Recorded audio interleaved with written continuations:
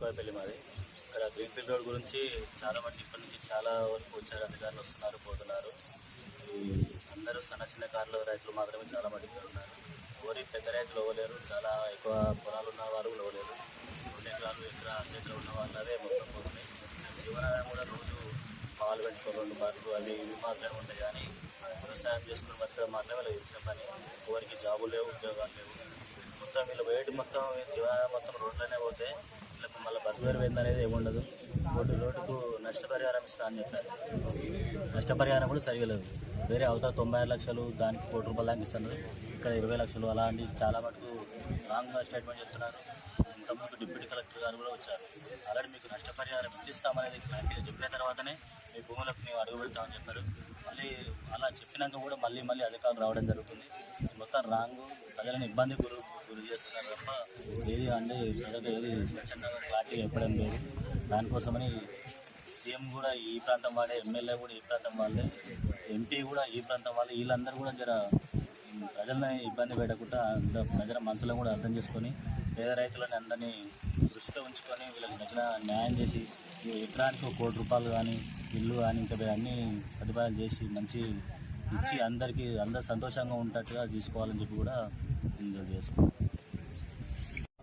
నాది ఎక్కువైపల్లి కడతాల మండలము. మాకున్నదే 3 ఎకరాల పొలము.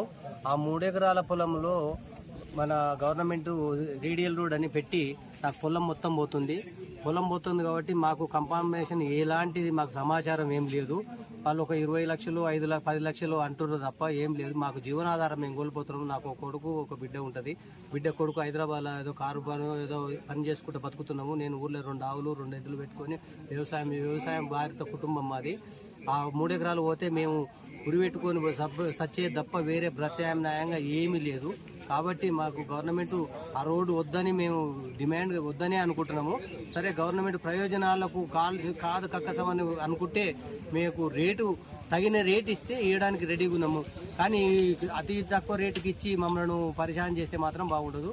మేము ఆత్మహత్య చేసుకోవడానికైనా రెడీ, రోడ్డు మాత్రం పోనీక ఇవ్వడానికి సిద్ధంగా లేవని మేము సౌన్యపూర్వకంగా మనకు చెప్పుకుంటున్నాము. స్టాప్ చేసి